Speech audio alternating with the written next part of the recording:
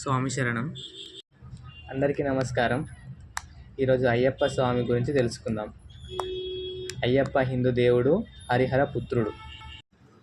ఈయన హరిహర సుతుడని, ధర్మశాస్త్ర మణికంఠుడని కూడా పిలుస్తారు. అయ్యప్ప పూజ సాంప్రదాయం అధికంగా దక్షిణ భారతదేశంలో ఉంది.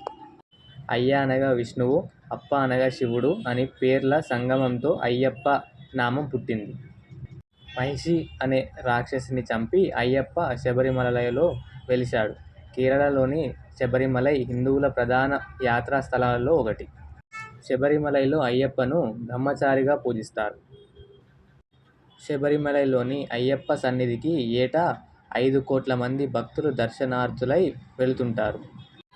కంచిలోని కామాక్షి అమ్మవారి ప్రధానాలయం వెనుకవైపు చేతిలో కొరడాతో అయ్యప్ప తన ఇరువురు దేవతలతో దర్శనమిస్తారు. ఇదే రూపంలో కంచిలోని ఇతర దేవాలయాల్లో కూడా దర్శనమిస్తారు. శబరిమలై అంటే శబరి పర్వతం అని అర్థం. అధిక జనసమూహం కలిగిన దేవాలయంలో ఈ శబరి ఆలయం ఒకటి. ఈ దేవాలయం వెనుక మాలధారణ చేసుకుని 41 రోజులు నియమాలను పాటించి భక్తులు కార్తీక మాసం, సంక్రాంతి సమయంలో విపరీతంగా వస్తారు. అయ్యప్ప మాలధారణ దక్షిణ భారతదేశంలోని తెలంగాణ, ఆంధ్రప్రదేశ్, కర్ణాటక, తమిళనాడు, మహారాష్ట్రలో ఇలాంటి రాష్ట్రాల్లో చాలా అధికంగా ఉంది. అయ్యప్ప స్వామి పూజ ఇతర దేవుళ్ళ పూజలాగానే ఉంటుంది. కానీ దీక్ష తీసుకుని అయ్యప్ప దర్శనం కోసం వెళ్ళడానికి కఠినమైన నియమాలను అనుసరిస్తూ 41 రోజులు దీక్ష చేసి వెళ్ళాలి. దీక్ష ఎలా చేయాలి? దీక్షలోని నియమాలు. భక్తులు కార్తీక మాసం నుండి దాదాపు మృగశిర పుష్య మాసాల వరకు దృఢమైన నియమాలను ఆచరిస్తూ ఉంటారు. మద్యం, మాంసం, ధూమపానం, వ్యసనాలకు దూరంగా ఉండాలి. స్వామి ధ్యానంలో సాటి భక్తులతో సమయం గడపాలి. సాత్విక జీవనం అవలంబించడం ఈ దీక్షలో ముఖ్య లక్షణాలు.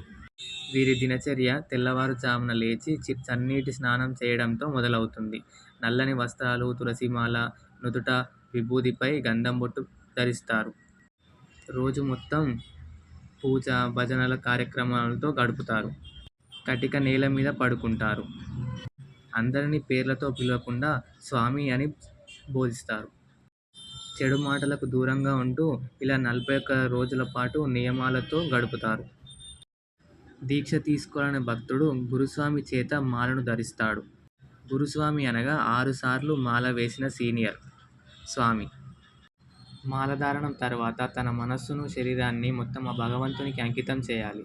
అందరినీ భగవంతుని రూపాలుగా భావించాలి. అయ్యప్ప శరణు శేషను విడవకూడదు. స్వామి శరణం అంటూ ఎప్పుడూ స్వామిని జపిస్తూనే ఉండాలి. నిత్యం భజన కార్యక్రమంలో పాల్గొనాలి.